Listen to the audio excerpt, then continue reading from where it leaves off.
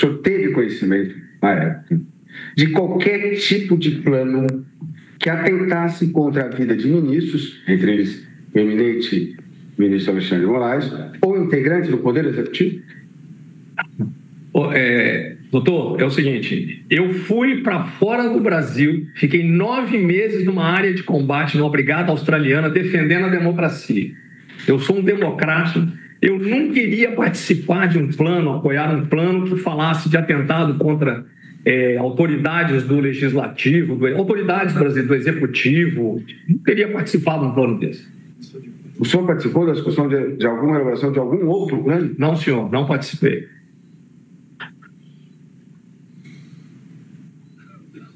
O senhor participou de alguma discussão? O senhor se manifestou em algum momento a favor de uma intervenção militar em 2022?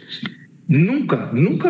Primeiro, nunca ouvi falar em intervenção militar. Nunca ouvi falar. Essa palavra golpe apareceu na mídia, né? Nunca tinha ouvido falar isso dentro do Palácio com o presidente Bolsonaro, nem com ninguém. Então, nunca ouvi falar, nunca participei de nada disso. Respondendo a uma indagação, agora mudando do tema, falando da reunião na sua casa. Sim. Respondendo a uma indagação do eminente relator, quando o senhor fala do diálogo com as pessoas que foram até a sua casa, o senhor falou assim, olha, eu falei até de intervenção. Mas para ficar claro, essa intervenção, quando o senhor mencionar o eminente relator, é a intervenção do Rio. Nós estamos acompanhando esse momento aí do interrogatório ao vivo de Walter Braga Neto por videoconferência, diretamente da prisão. Ele está preso desde o final do ano passado. Bom, Adalberto Piotto, é isso. Nesse dia de hoje, o que a gente acompanhou é o seguinte, os depoimentos, ou a delação do Mauro Cid tem sido o ponto central, né, dessa investigação. Mas foram desmentidas hoje algumas questões. E aí eu queria a sua análise, porque a todas as contestações que foram feitas pelos advogados e a partir dos depoimentos de cada um desses 8 réus, dos demais 7 réus, isso daí põe abaixo algumas dessas alegações do delator, do único delator, não é? Onde se concentra praticamente toda a acusação. Só que desde ontem está acontecendo, Daniel, desde ontem o depoimento do tenente-coronel Mauro Cid não se sustenta em nenhuma prova e muito menos nos depoimentos ou em qualquer incongruência ou que qualquer um dos outros depoentes, réus ou não, enfim, testemunhas, tenham sido chamados nesse depoimento. Ou seja, nada consegue avançar. E isso chama a atenção porque se eu tenho uma prova cabal que foi no Fishing Expedition, ou seja, naquela busca probatória, dentro do telefone do Mauro Cid, em relação ainda àquela coisa do cartão de vacinas, tudo começa lá, tá? É bom a gente lembrar. É um Fishing Expedition que gerou aquelas mensagens todas e de onde veio isso aqui. O Mauro Cid, vamos de novo rememorar, porque é muito importante, fez 11 delações. O ministro Luiz Fux, que participou ontem e participa hoje também da fase do julgamento, questionou como é que 11 delações podem continuar, mesmo que somente 9 tenham sido consideradas. 9 delações, sendo que ele vai e volta nas declarações, a lei brasileira é muito clara. Quando você concede o benefício da delação premiada ou da colaboração premiada, entenda como as expressões são diferentes, mas querem dizer a mesma coisa. Uma vez que ele tenha que rememorar ou refazer uma declaração, já é nula.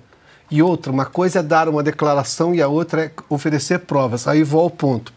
A gente está vendo aí o depoimento do general Braga Neto e ele foi questionado justamente sobre esta reunião na casa dele, a possibilidade dele ter enviado ou ter dado dinheiro para que 2 oficiais de comandos especiais que poderiam fazer chegar o grupo que estava acampado no Exército ou que poderiam fazer um atentado contra autoridades.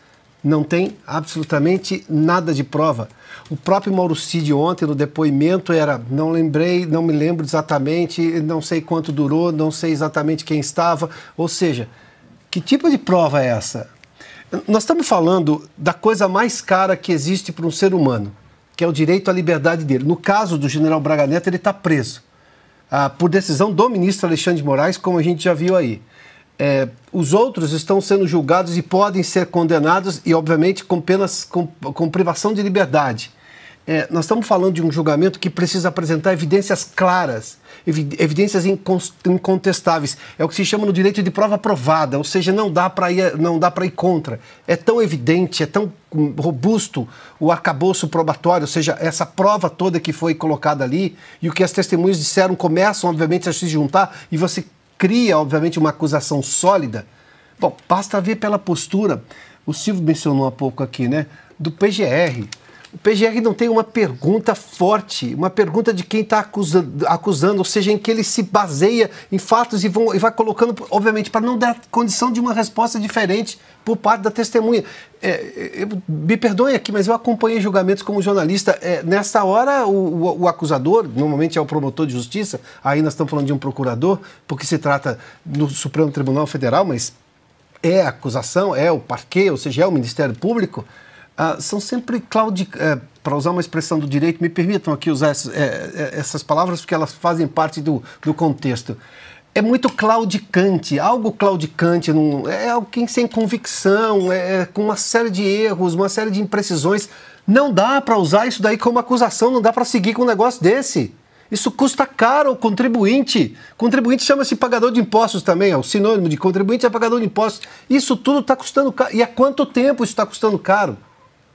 Porque você criou um ambiente de insegurança jurídica no país em que o Supremo vai intervir em tudo. Quanto isso custa para a economia e a vida dos brasileiros? E, de novo, aí vai o general Braga Neto e explica, não aconteceu nada, não teve nada, eu não conhecia essas pessoas, ficaram 20 minutos lá. E se é que ficaram 20 minutos. E aí ele mostra um documento do depoimento de um deles que não tinha absolutamente nada, que nada foi conversado. Para quem conhece hierarquia de Forças Armadas, você não chega para um oficial general com qualquer conversa, não existe esse tipo de coisa. Não dá, a hierarquia não permite esse tipo de liberdade.